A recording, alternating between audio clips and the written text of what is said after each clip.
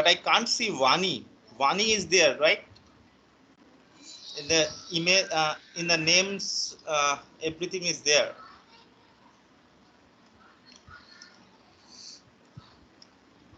Okay, fine. So let's start. So today, what we are going to discuss is basically related to the Indian economy, and all of us almost know that we are in a very unprecedented kind of a situation, right? It is not only us, it is not only that is an unprecedented situation, and the unprecedented times always need unprecedented actions. So is it clear, or some network problem? I think just 1 minute. I think I can change my network, and that will help, I think.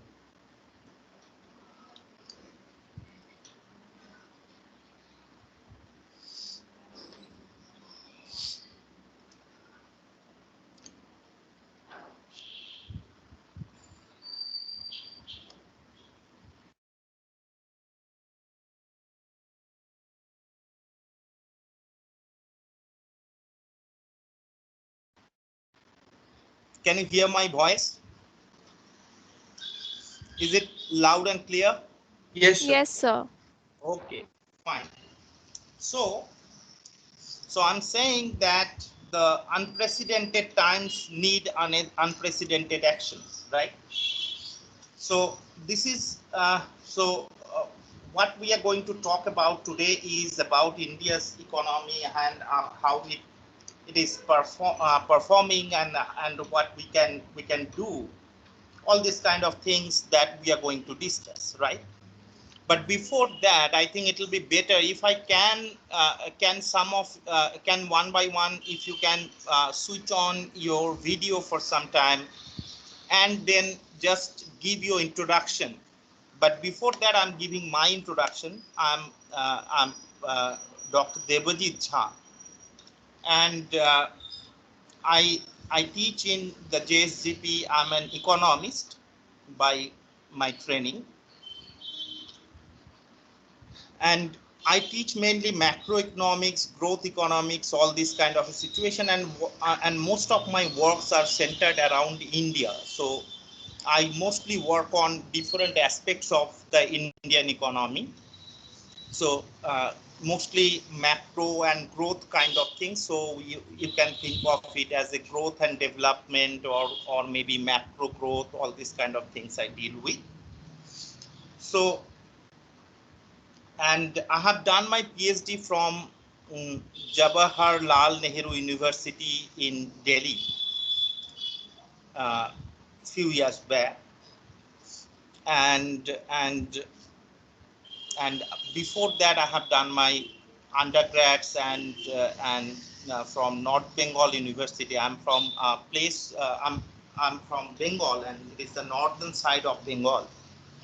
And you may have heard about Darjeeling, Sikkim, or Gangtok, these kind of places. So I'm from those places, and this is, that these are one of the most beautiful place in the country. This is a lush green sceneries, and all these kinds of things are there. So this is my short introduction, that who am I and from where I am. So if now can all of you give one by one your introductions, and just just before that I'm just switching on my camera for some time, and then just say is it yeah, I think you can see me right? Yes, sir. Okay, so I'm saying hi because maybe the internet is relatively slow, so I'm switching off my camera, and one by one you can switch on your camera and give a short introduction. I think if one or two people are switching on your camera at a time, it will not have any major problem, right? So one by one, who is going to start? Just give your short introduction so that I'll have some idea of all of you, and then we can start the lecture.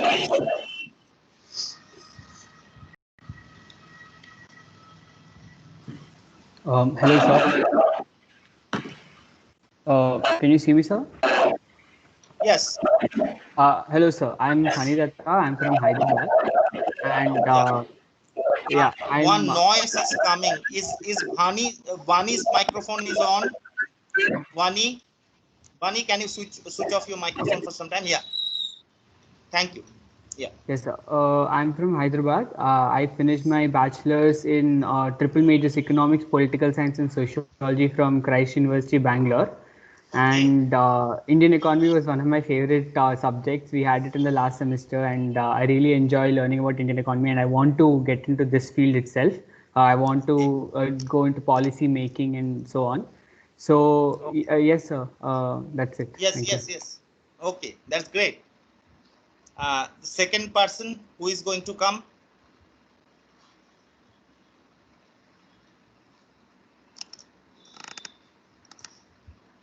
Vani, can you give your introduction?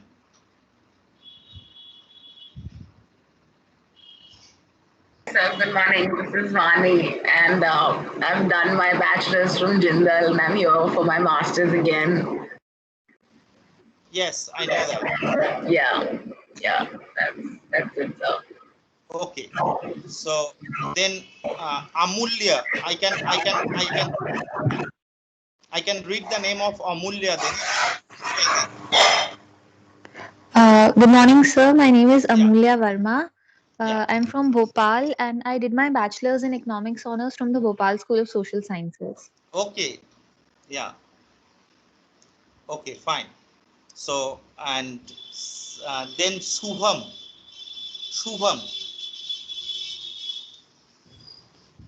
Good morning, sir. Yeah. Yes, Shubham. I'm Shubham Toke. I'm from Indore. I did my economics honors from the Bhopal School of Social Sciences. Okay. Okay, that's great. Thank Then, you, sir. Yeah. Then Tanya.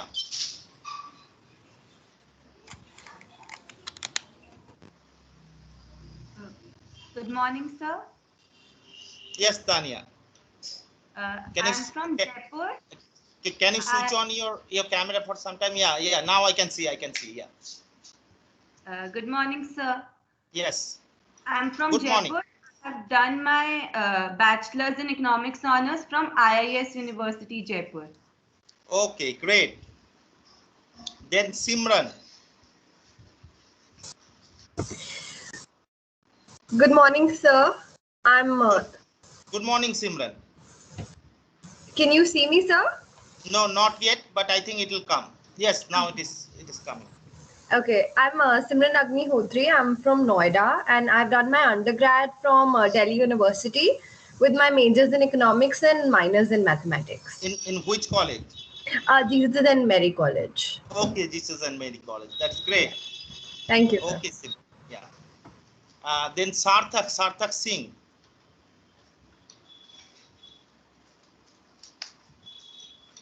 Good morning, sir. Am I visible?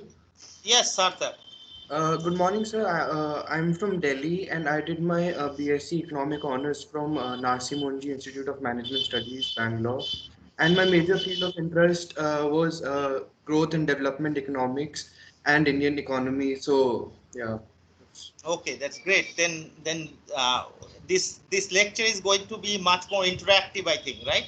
Right, sir. We'll be able to interact much more. Yeah. Okay, great. Then Pranavi. Good morning, sir. Yes, Pranavi.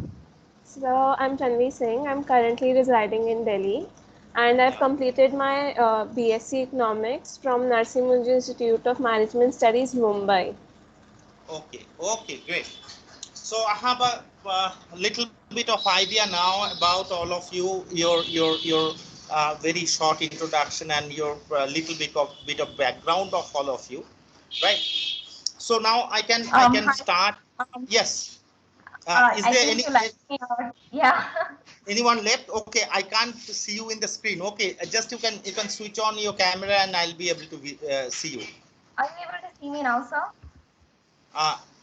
Who is this? Mansi. Yeah, Mansi. Yes, I can see you now. hi. Good morning, sir. I'm Yeah, Manasi good morning. Jayaprakash. I'm from Bangalore. I was born and raised here. I studied in Christ University as well, actually with Funny, and Okay. but I studied BA in psychology, sociology, and Yes, economics as Mansi. a triple major. I think there is a network problem, right? Okay, Okay. it is my network problem. Just 1 minute.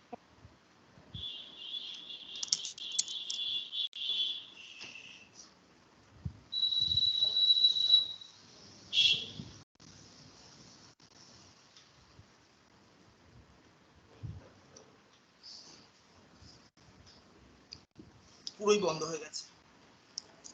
So can you hear me now? Is it clear now?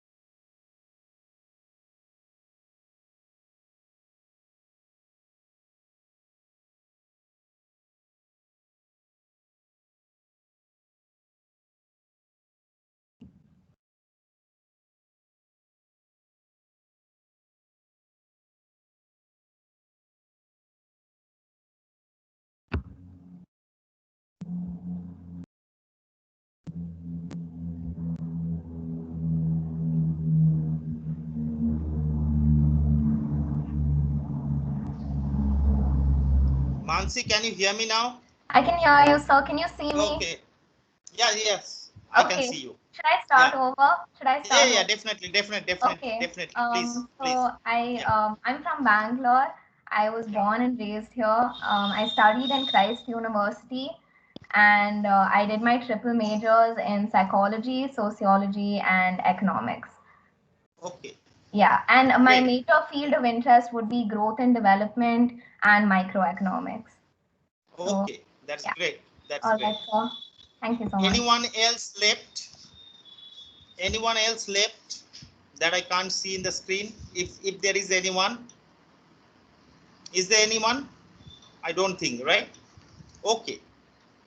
So what we can do, I think I can, yes, recording is going on. Okay. So what I can do, okay, so first of all, this will be a very much interactive session. It is not a kind of a one-way speaking, right? So I would like that all of you, if all of you can interact with me. So whenever I'm saying something, if you have some doubts, if you have some clarification, you can simply ask me then and there. And if and so the entire thing we will discuss in a much more interactive way, right? Is it fine to all of you? Yes, sir. Okay. So basically, say when we are trying to talk about the Indian economy, it is then definitely we know that this COVID crisis and all these kind of things have happened in India and the almost all part of the world now. And these kind of things have a ramification in terms of they say breaking down the supply chain, so and lowering demand in every part of the world. And Indian economy is definitely not an exception to that particular trend. So what is unique to India is basically a kind of pre-COVID crisis, right? So what is unique to India in this case, so what is unlike the other economies in the world, that Indian economy was facing some kind of problem even before the COVID crisis has started in that in our economy, or maybe in different parts of the world. So this particularly pre-COVID kind of a situation, the crisis that was prevailing in the country, in the economy, and in the specifically from the financial sector of our economy, that is making a kind of a very differentiating feature of Indian economy at this time compared to some other economies in the world. So now, if we try to understand India's economy's prospect and challenges, then definitely first we need to understand how Indian economy was and is performing for last few years, right? So we can divide. I think Sarthak didn't join. Sarthak Udaiwal. I can send him a. No, I don't know how to send. Okay, fine. So what we can do in this case, that we can divide the entire of our discussion into two parts. One is definitely how the Indian economy is performing at present, and how was the condition of Indian economy before the crisis, right? So now, before starting all these things, I should tell you one thing, that there is a kind of a comparability between the health of a person and the economy's health. So often we refer, when we talk about an economy or how the economy is performing, we say that the health of the economy, right? Is it so? Have you ever heard the term health of the economy? The health of the economy is not good, or health of the economy is not that, not this kind of things. Have you heard it earlier? Okay, so someone has responded yes. You can respond in your voice as well, so I'll be able to hear and it will be much more interactive, right? So the health of the economy, when we are talking about the health of the economy, so we are basically, so there is a comparability between a person's health and the economy's health. And so often when economists give some kind of prescription that how to recover from a particular kind of a situation, then we refer it as a prescription. So doctors give prescription to a patient, and here as well in case of, so there is a commonality between how we operate between the doctors and the economists, right? So there is a large amount of discussion between, say among different economists in recent time, and if you open any newspaper, you will be able to find that there is definitely a kind of a news about the health of the economy in recent time. So there is a lots of discussion, there is a lots of debate over what we are doing, what we should do, what we shouldn't do. But definitely to understand from these particular debates, what we need to focus on, first we need to understand the health of the economy. If we don't understand what is the illness of the economy, then we'll not be able to prescribe the true prescription, or the true medicine will not be able to prescribe, right?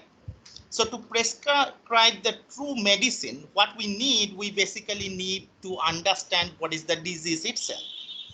So first of all, I will talk about the disease of the Indian economy at present, and then I'll talk about what are the prescriptions that we can give in this kind of a situation, right?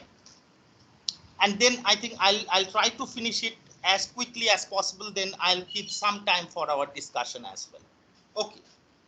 So first of all, if we say if you open any newspaper, you will be able to find that how the at present Indian economy is performing. It is a kind of initially, say, a demand slowdown, and there is a collapse of demand in recent time, and due to the lockdowns there is a supply side problem as well. So supply chain has been disrupted badly due to the lockdowns, right? but at the same time, we were not having any other way as well. So the lockdown was, so there is some debate that whether the lockdown was appropriate or not, that I'm not going into that particular debate, but I'm assuming that it was necessary, and the lockdown has some consequences. We are going to talk about the consequences of the lockdown, right? So the lockdown has disrupted the supply side now, as well as the demand side, because people are a huge amount of people have been unemployed, and since they are unemployed, so their income has reduced, so the consumption will definitely be reduced, and when consumption will reduce, so consumption demand will fall. At the same time, if the demand in the economy, if the businessman or the investors see that the demand in the economy is not enough, they will not take the risk of investing in there, and as a result, the demand, another part of investment, which is another part of the demand, which is investment, that will also fall, right? So there is a demand crisis. We can definitely observe that. There is a supply crisis as well due to the lockdown and the broken supply chain. It is not only in case of India, it is the international supply chain that has also been in a stress for last few years, for last few months. Now, but what I was telling, that Indian economy was in an unprecedented kind of a situation even before the crisis. I think we should focus more on that, and that will give us to understand what is the extent of the problem of the Indian economy itself at present, right? So the Indian economy was, we know that for last few years, the growth rate of the Indian economy was slowing down, right? Have you heard about the slowdown of the economy? The slowdown of the Indian economy, have you heard about it? Yes. Yes. Yeah. So what is it? What do you know that why this that slowdown was there? Can anyone tell me that what is why the slowdown was there? Yes, Shubham. Sir, as it is suggested by some of the experts that Indian economy was actually on a tailspin, means it was Yeah. going down and down rapidly. Exactly. So the most of the attributes are attached to improper implementation of demonetization and GST. Okay. Anything else? Anything else from anyone? That, and as well as even the NPA problem, non-performing assets problem, that the banking industry was facing, because of which they had to reduce the loans being given out, and they were very scared to give credit, which further reduced our demand and so on. So that also played a huge role in slowing down the economy. Exactly. So anything else? So these are the 2 points. Both the points are definitely important. So there was a slow growth in rural income and domestic demand also for. Exactly. Exactly. Then anything else from Mansi, Tanya, Sarthak, Pranavi?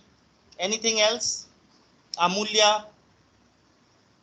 So I guess the major effect was on the fall in aggregate demand. Primarily, I think because of the neoliberal stance that the government had started taking, because if you want to take a neoliberal stance, you need to have a certain infrastructure established in a country so that the private investment can come in and the country can become capitalist. But since the primary infrastructure was not there, and government also started crowding out the investment, so it led to a fall in aggregate demand. Right. Fine. Sarthak, this is also a valid point. Anything else? Another reason could be that pre-COVID, for a long time, we saw the oil prices rising, and that also affected the global economy, and it definitely affected Indian economy. So geopolitics also played a role in further slowing down the Indian economy. Exactly. Anything else? Anything else from the women brigade? Amulya, Tanya, Mansi, Vani? I haven't heard anything from all of you. Then Simran.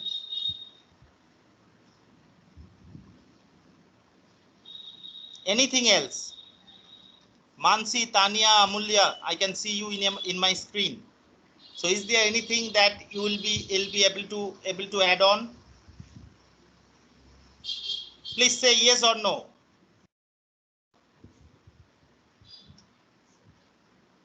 No, sir, I don't have anything at the moment. Okay, Amulya, Tanya? No? Vani?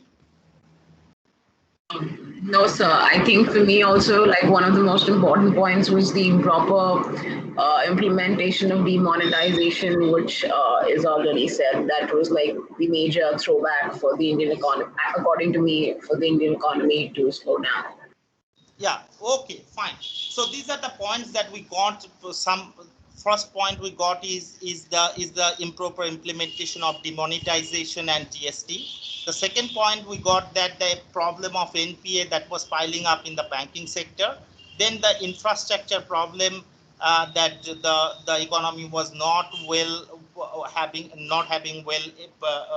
so better infrastructure, and then all these kind of things, right?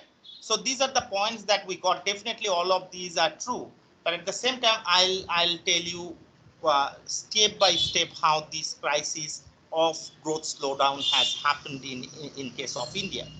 And definitely I'll disagree with some of the points that I'm coming to, and I'll add up that that we need to look at it if we just look at the things from some another angle, we'll be able to understand much better that what is the real problem of the Indian economy at present.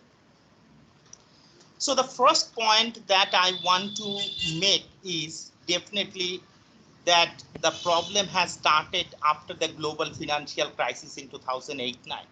Though during that time the Indian economy was faring much better in terms of its economic performance compared to some other countries in the world, but the boom period in India has already implemented some of the sheets of the problem that we are facing at present. First of all, the huge investment that has been made by the private infrastructure companies or some other corporate houses during the boom period of Indian economy from 2002 to 2008-9. So during that time, Indian economy was performing very, very well. So the bank has given huge amount of credit to a large number of people, right? Large number of corporate houses, the infrastructure companies, and as a result, what happened that when the global financial crisis came in, then the first hit that Indian economy has received is the slowdown of the export industries. The export of Indian economy has slowed down due to the first shock of global financial crisis in 2008 and 9. And as a result, the companies, those have taken a huge amount of loan from the banking sector. So those companies have, after some time, their financial health has deteriorated because say they have taken the loan, and now the export-led firms, those were expecting some kind of high growth of their export, so that has initially slowed down. And then the twin balance sheet crisis has come, which has impacted the investment. So first we need to understand what is the twin balance sheet crisis. So the twin balance sheet crisis has come in two waves. First of all, the investment in the economy has fallen down because of the twin balance sheet crisis, and the twin balance sheet crisis have come in two waves. The first wave is encompassing banks and infrastructure companies, arrived when the infrastructure project started during the India's investment boom of mid-2000 that I already referred. Those loans have become to go show. The second problem come when the credit boom financed by the NBFCs have become unstable, and because of the real estate inventory accumulation. So the real estate companies was not faring well after 2011-12, or maybe in 2014-15. So during that time, what happened that they have taken a huge loan from the NBFCs, and this was creating a bubble in the Indian economy, and that inflating the bubble, which has been financed by the non-bank financial corporations or NBFCs, that has burst in 2019. So initially, the first problem of the Indian economy has started with the slow growth of the export sector. Then the investment has fallen because there was two balance sheet crisis, because due to the non-repayment of the loans that the infrastructure and companies and the corporate house has already taken from the banking sector of the Indian economy. So when they declared that they will not be able to repay the loan, so the non-performing asset, the loan that has been extended but that will not be repaid back to the banks, so those non-performing asset has started piling up. So this has created a kind of a problem in the banking sector, so that the banking sector was not in a position to extend any further loans. Again, so when the bank's balance sheet will not be in a good shape, so they will not be able to extend loan, because if they are extending loan, so there is a chance of the insolvency of the banks itself. So sorry, the banks can go insolvent if they are extending a kind of loan during that time. So as a result, what has happened that the investment growth has slowed down in the economy. So the first engine of growth, that is the export, that has slowed down. Then investment has slowed down due to the piling NPA of the banking sector. So the second engine of growth, which is known as investment, that has also slowed down due to the problem in the banking and the financial sector. And then the third major boost in the Indian economy came when the inflating bubble, which was forming in the real estate sector, and the huge accumulation of inventory real estate housings. So a number of housing companies, they have built a number of houses, but there was no taker of those houses. And as a result, due to this particular accumulation of inventory of the real estate companies, what happened that the credit boom that was creating the bubble in the NBFC sector, that has also burst finally in 2019 in that sector. So as a result, what happened that the consumption demand, another growth engine, that has now sputtered, causing growth to collapse rapidly. So as a result, India was during that time, in the pre-COVID situation, India was facing a problem of 4 balance sheet challenge. Originally 2 sector, investment and the export, right? Initially these 2 sector have received the hit, and then the NBFC and the real estate companies, those have also was in a very bad shape. So the 4 engines, or the 4 different balance sheets, so all of the engines of the growth has collapsed, and the economy is trapped in an adverse interest growth dynamic, in which risk aversion is leading to high interest rates, depressing growth and generating more risk aversion. Okay, so what it is saying, so what happens when the banking sector is piling up NPAs, so the risk of the banking sector, if they extend loan, is going up. And we know that if we even translate it into a simple ISLA model, then what you will face that the real interest rate faced by the investors will be much higher than the policy rate set by the Reserve Bank of India. So actually the Reserve Bank of India is trying to decrease the the policy rate by lowering, say, the repo rate or the SLR, all this kind of things, the measures they are taking.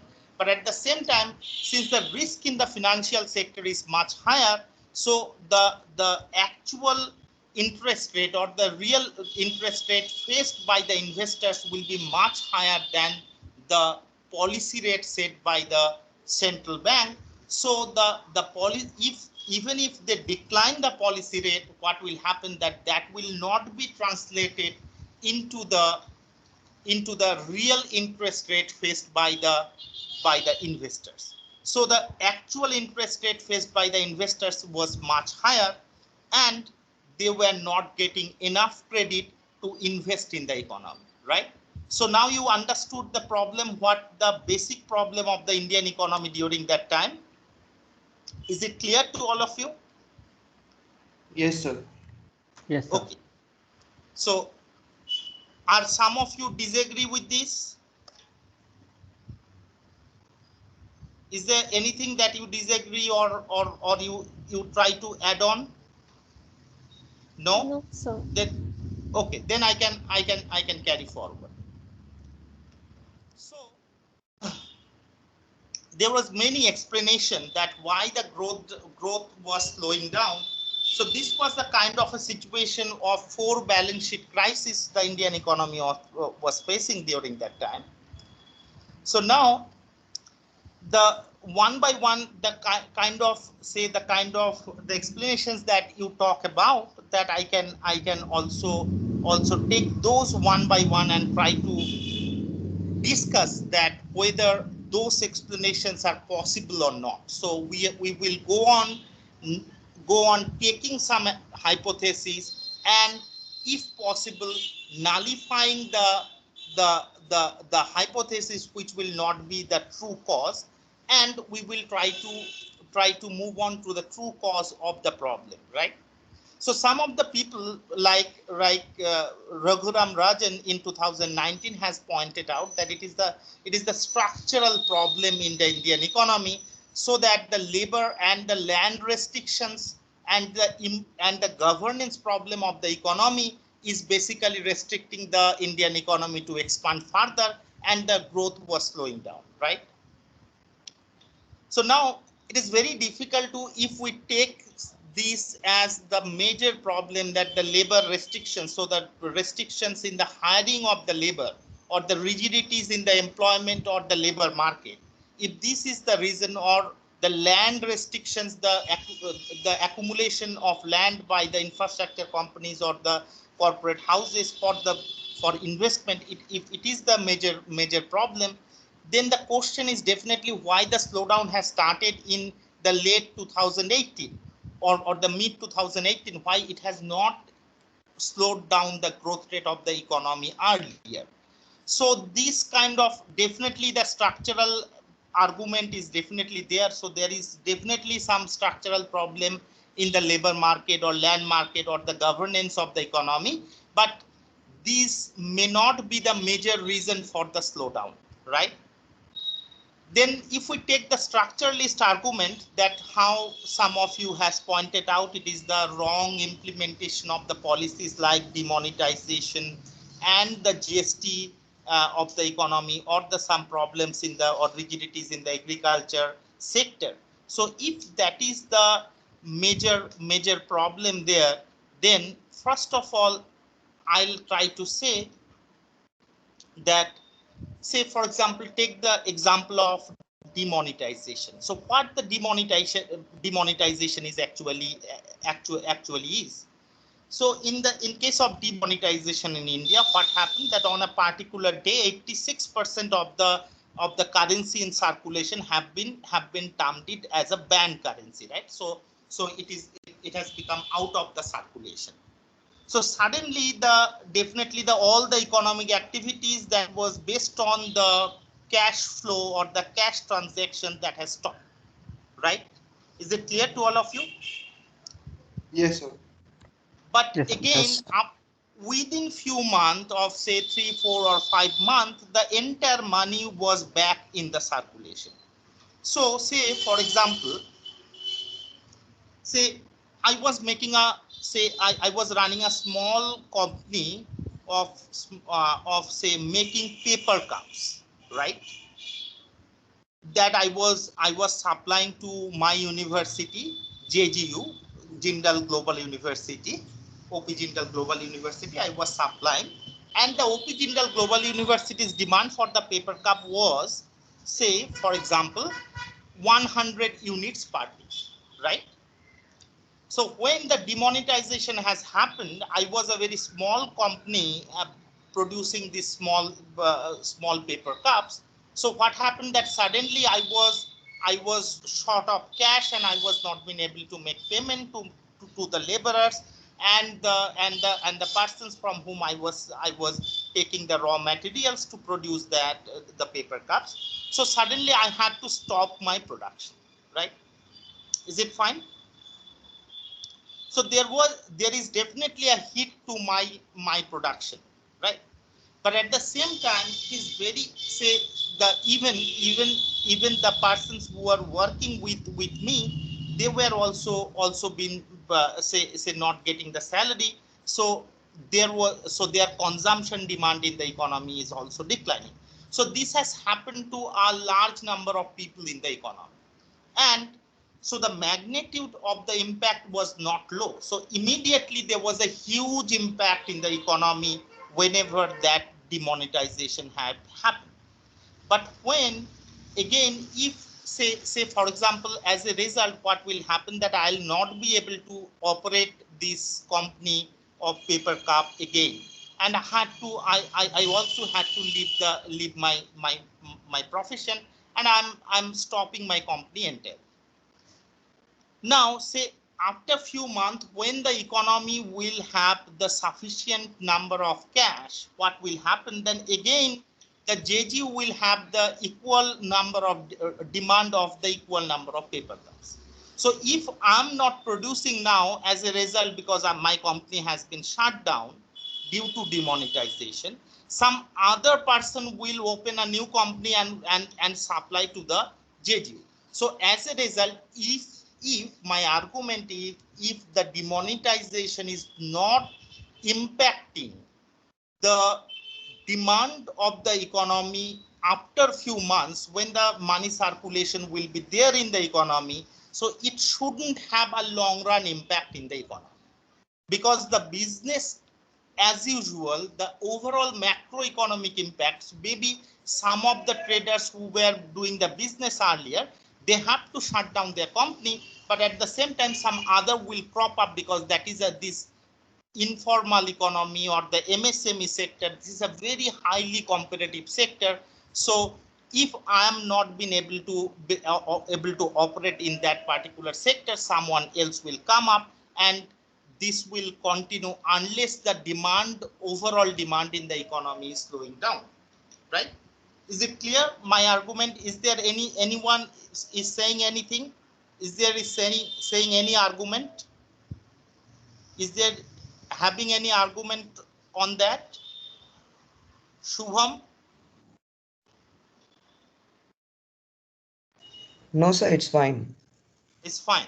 So my argument is basically for demonetization. If the demonetization is not been able to impact the demand side of the economy, it shouldn't have a long-term impact in the economy. But in the short run, in 3, 4, 5 months, when the circulation of money was low compared to the pre-demonetization level, so definitely there will be some impact in the economy, and that may not be an ignorable impact, but it can't continue for a long time. But again, the major argument here is the GST. In case of GST is a kind of a long-run reform, right?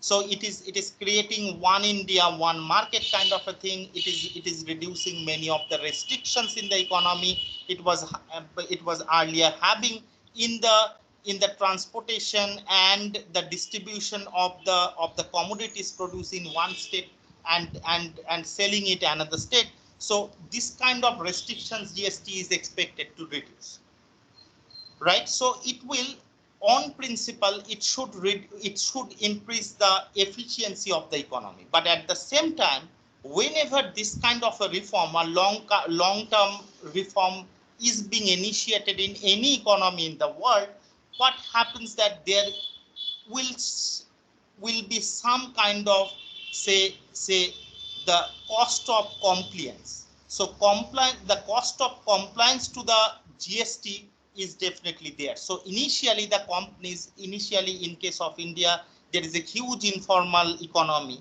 So informal economy has definitely been hurt by the GST initially. But again, my argument is this is a long-term reform. Definitely, even if there is some problem in the implementation in the earlier stage, there may be some cost to the compliance against in some of the initial 1-2 years, but definitely over time it will get rationalized because people will be able to understand the problem, and those kind of problems will be removed from the system, and the economy and this entire GST thing will be much more efficient over time, right? So again, I'm saying this cyclist argument that there was some kind of say the demonetization or GST that has impacted the economy, so it is creating some kind of say cycle of boom and bust in the economy. So this can't be a major problem. The kind of decline we have seen, the secular line of the GDP quarter after quarter for almost 7-8 quarters continuously in the COVID situation. Is it fine? Now, if we take some kind of evidence that after even implementation of GST, after even 6 months, the export was booming, the import was increasing, and even the investment was increasing in the economy. Even after the GST initially, there was a huge fall in the unemployment rate in the economy before the demonetization, and it continued till the implementation of GST. But immediately after the implementation of GST, the unemployment rate in the economy has gone up because of a large number of say the informal sector firms were not been finding out any way to operate in this kind of a new GST regime. So the number of unemployment in the economy has increased after GST. But again, I think that has also slowed down. The growth rate of unemployment has also slowed down after say 1 year, right? Is it clear?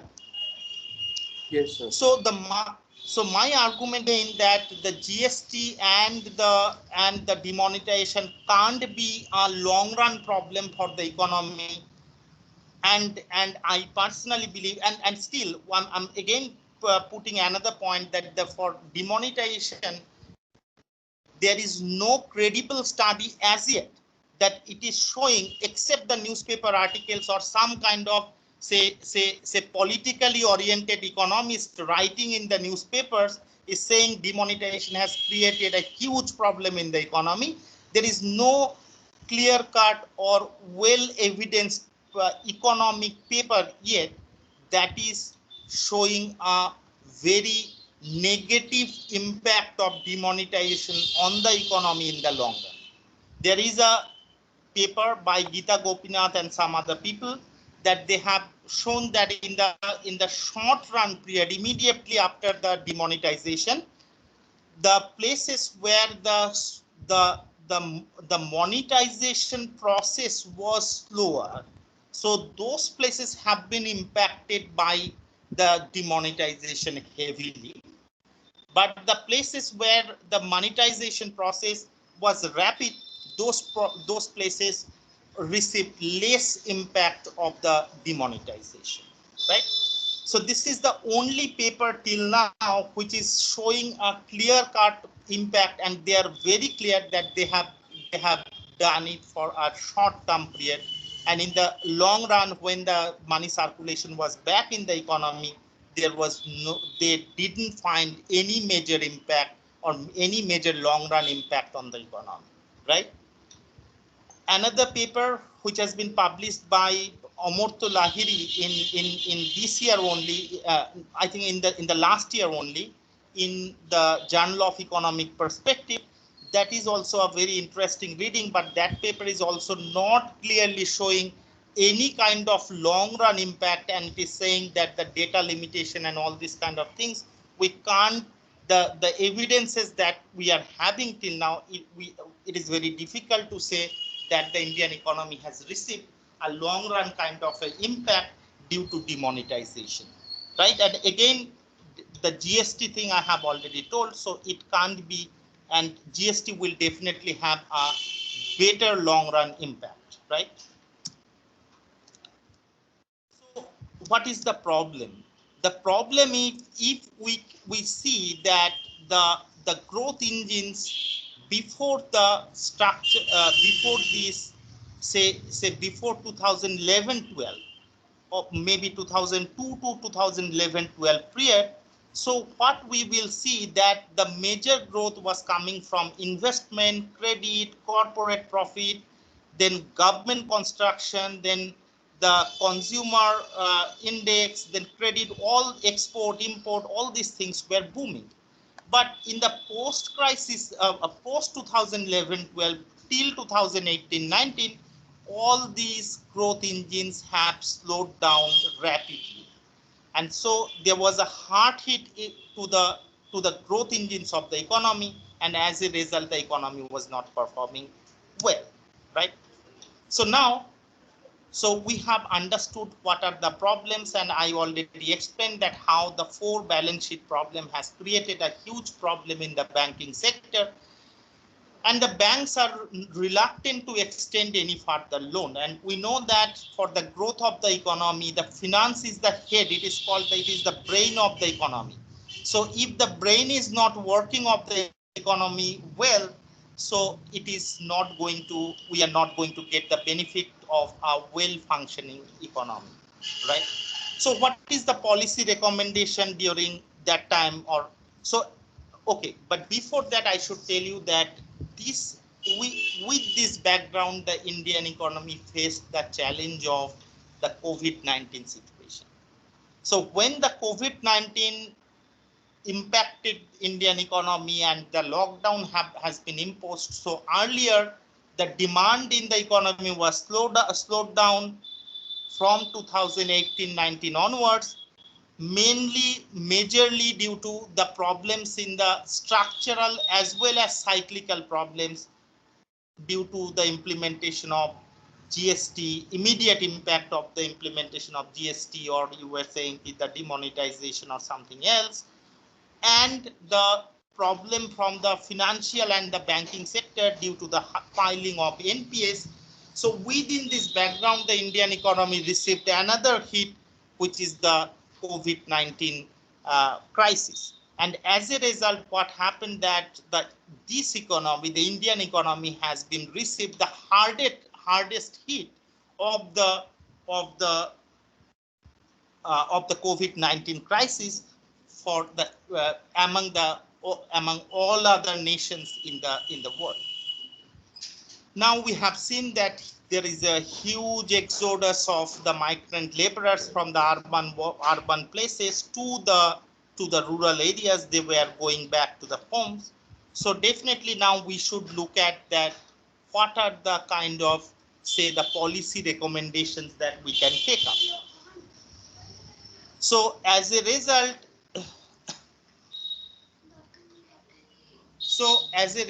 what has happened? So now I generally use a particular term.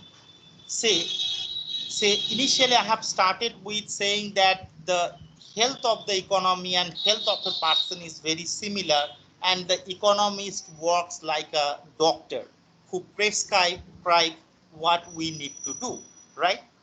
So the kind of prescription earlier as well I have pointed out in some other places, that say, for example, I use a quote that if you running is good for health. We know that if you run regularly in the morning, it is very good for your health, but it is not recommended if you are having a heart attack. If you are having a heart attack, immediately no doctor will tell you to run during that time. But the main idea is if you are having a heart attack, then first treat your heart attack, and then when these problems will be resolved, then you can go for long run running. So this running long run or running for long run health is basically the long run reform, the reforms that we need in the economy, and the treating the heart attack is the short run solution of the short run problems that we are facing at present, right? Have you understood what I'm saying? Yes, sir. Yes, sir. Is it clear? So initially we have to take some short run measures which will treat the present problem, the problem of say slowing down demand, the problem of say the broken supply chain or the supply side problems. So this demand as well as supply side problems that now first we have to tackle, and then we can definitely go for the long run reforms like the reforms in the labor market, the reforms in the land market, and some other kind of structural reforms that is badly needed to resolve the problem of the financial sector, right? So now just I'll briefly point out some of the very good measures have been taken up by the government, but again some other measures are definitely needed. Specifically, a large section of people or economists are now demanding a large amount of fiscal stimulus to the economy. Otherwise, it will be a very problematic situation. But since the Indian economy was already going through a kind of a fiscal pressure, because in the last budget only the Finance Minister Nirmala Sitharaman has already invoked the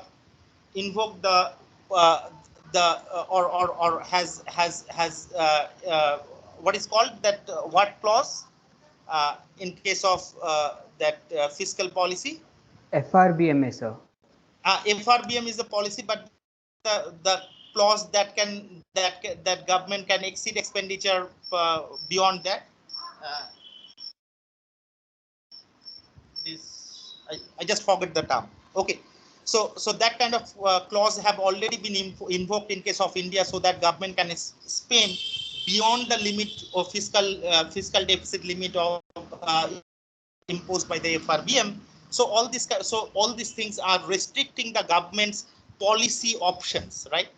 So the fiscal policy option is much limited at present. Government has already taken, the RBI has already taken up a huge number of initiatives to reduce the interest rate, the policy interest rate. And again, the major problem in reducing the policy interest rate is, in case of India, the monetary transmission mechanism, the impact of reduction of the policy rate and the reduction to the consumers. So the transmission of the reduction of the policy rate by RBI to the banking sector and banking sector offering it to the consumer is not working properly due to the risk factor, heavy risk factor in the banking sector due to the piling NPS of the banks or the problem in the bank balance sheet. So the monetary transmission mechanism is not working. So the policies taken up by the RBI will not have to reduce the interest rate faced by the investors. So definitely some people are saying in this kind of situation, government should take some kind of, say, the fiscal pressure or some kind of fiscal policy, or simply saying that the people are saying that government should print money, right, and solve the problem of the demand side problem first, and of the consumers, of the corporate houses, the small MSME sector. So, but again, there is a risk of high inflation, and the inflation rate, the true inflation rate of in the economy due to the broken supply chain is not very low at present. So that option in the hand of the government is also not very clear. We can't clearly say that the government can take that option as well. So the limit, so due to the pre-COVID crisis kind of a situation, the option to the hand of the government is really limited at present, right? So, and unprecedented time, I have started by saying unprecedented time calls for unprecedented action. So definitely we will wait for how government can take out of the box solution to this kind of problems, right? And that is the only thing we can expect at present. But definitely there are some kind of long run reforms, those are needed, because we are going through a huge impact of demographic dividend in case of India. And to get the full benefit of demographic dividend, if we look at any country in the world, when they have grown rapidly, that is majorly the time when the economy was going through the phase of demographic dividend, and India is definitely now going through the phase of demographic dividend. So to get the benefit of that, the kind of long run reform or running for health that I was earlier telling, that India have to take in the form of skill development of the people, of the citizens. If we are not prepared well enough with the kind of skill to run a modern economy, then we will not get the benefit of demographic dividend. At the same time, say the huge rural area is there, we definitely have to incorporate the rural economy to the mainstream economy by connecting it with the infrastructure links, say the telecommunication infrastructure. So there is a rapid need of infrastructure growth. Then definitely we are not prepared well for this kind of a, say, disease-induced crisis. And the COVID crisis has pointed it out clearly that we are not well prepared. And the kind of the consumer world that is we are in at present, so this world is definitely going to face, say, many phases of different kind of crisis or the public health crisis in the world, and definitely India will not be an exception to that. We have seen that this pollution thing in Delhi and in some major cities has become a recurrent crisis every year now. So we need to take a holistic approach to solve this kind of a problem, because otherwise the public health problem is going to repeat every time whenever we will cross the limit of the sustainable limit of the earth, right? So I think I have already crossed the time limit. Now we can quickly have a discussion, and then I think I have to end this class, right? Is it fine to all of you? Yes, sir. So what kind of question I can take now? So do you have some question that we can discuss a little bit?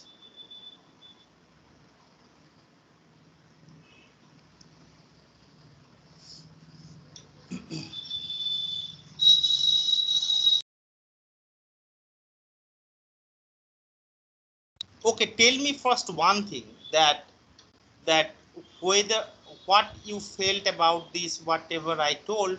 So how you feel? Is it fine or something that you also want to know about something in more detail?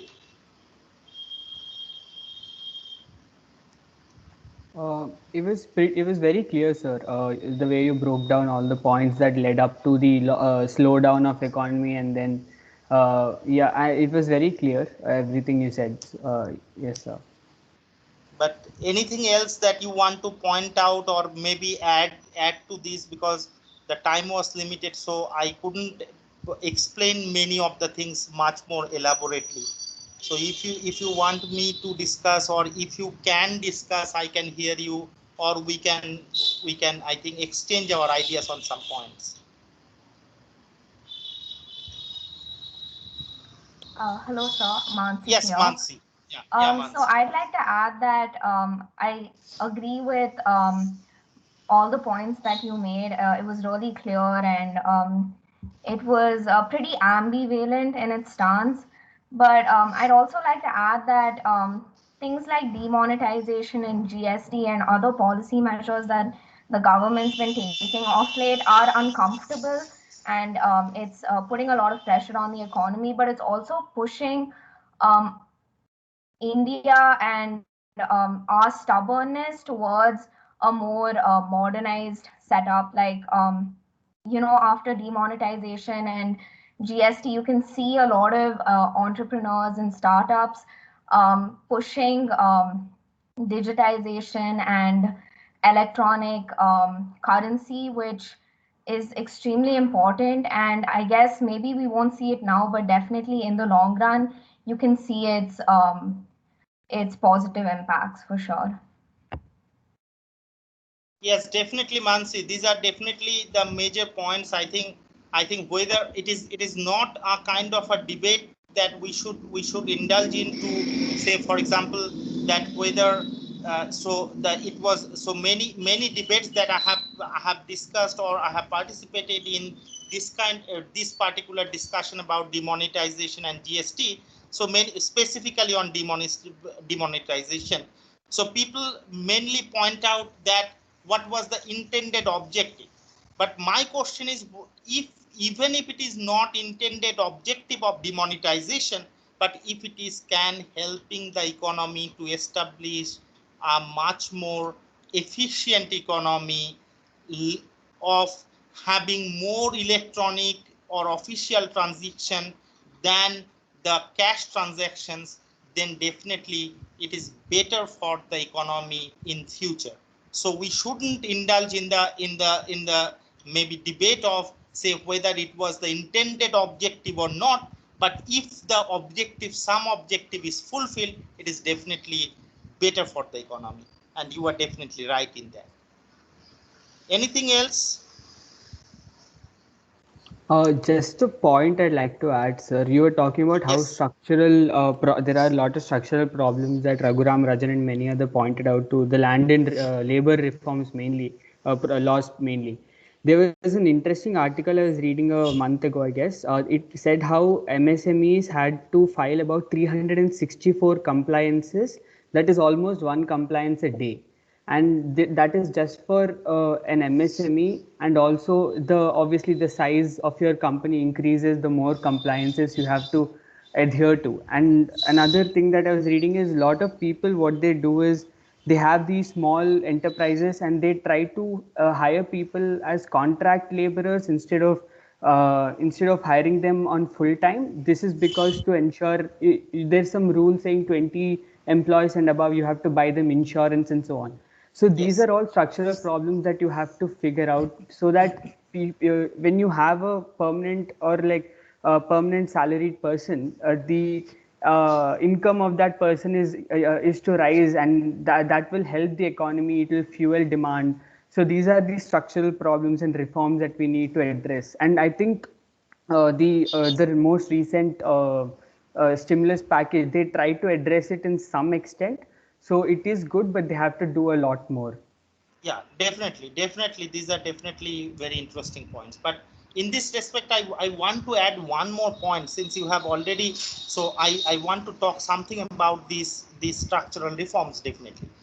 So first of all, say, for example, if you look at the discussions in different newspapers or different policy circles in India, you'll find that there is a huge discussion about, say, whether the policies of the government should be pro-laborers or pro-employees or pro-employers. So now the established evidence in case of different Indian states, what it shows, it is a very interesting fact that the states which have taken up much more employer sided reforms, so the reforms or labor market reforms that is helping the employers, So those are the states that have performed much better in the post-economic reform period in India, right? So whenever we are discussing the kind of labor reform, labor market reform, definitely we have to keep it in mind, because there is a large number of say the kind of say the Marxist economists in India. Those are saying no, definitely we should take the reforms in terms of, say, for example, there should be an increase in the benefit of the laborers. There is no doubt that definitely the laborer side we definitely have to look at. But at the same time, if the evidence is saying very clearly that the kind of reforms, if the employer centric reform we made, that is benefiting the economy, so it is in another way, it is definitely going to help the laborers as well, because it will be easier for the laborers to find a job if the economy is doing better, compared to in a situation where the economy is slowing down. So first we need to increase the growth rate by taking up much more employer centric policies, right? And the second point is definitely that I have already made, that we should definitely look at the long run labor market reforms, because these are the, say for example, the skill development. So the almost say the 80-90% of the labor force, those are working in the informal or some kind of manual work in India, they lack the basic skill to run a modern economy at present. So definitely, if we think of ourselves as a modern economy, then definitely we need to enhance the skill set of the laborers. Otherwise, it will not be possible for the economy to perform better, right?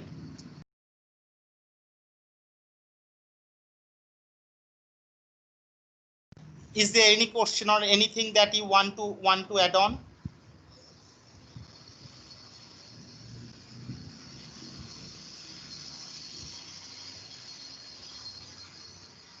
I think no, right? Vani, you are not saying anything? Vani, are you there? Yes, sir, I am there. I am there. I don't have anything to add on. I mean, you summed it up most of it in your lecture. Okay, fine. So okay, I'm ending the class, this class here, and I think when we will again be able to meet when our regular classes will start, right? So I'm saying goodbye to all of you. If you are having any kind of doubt or anything that you need a kind of say you want to discuss with me, you can drop me mail at any time, right? Okay. Yes, sir. Yes, sir. Okay, so I'm just leaving this class, right? Okay, thank you for attending this class. Thank you, sir. Thank you, sir. Bye. Most. Okay.